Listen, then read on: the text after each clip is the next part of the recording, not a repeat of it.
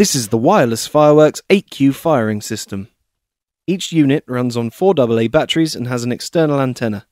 The remote has individual firing buttons and will fire from a very safe distance.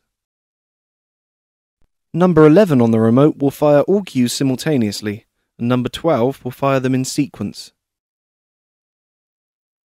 Take an igniter and feed the ends into the terminals on the firing system.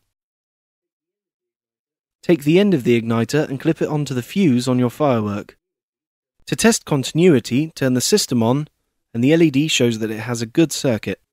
To show you the igniter clip, turn the system and remote on, and when you press number 1 on the remote, the clip will fire.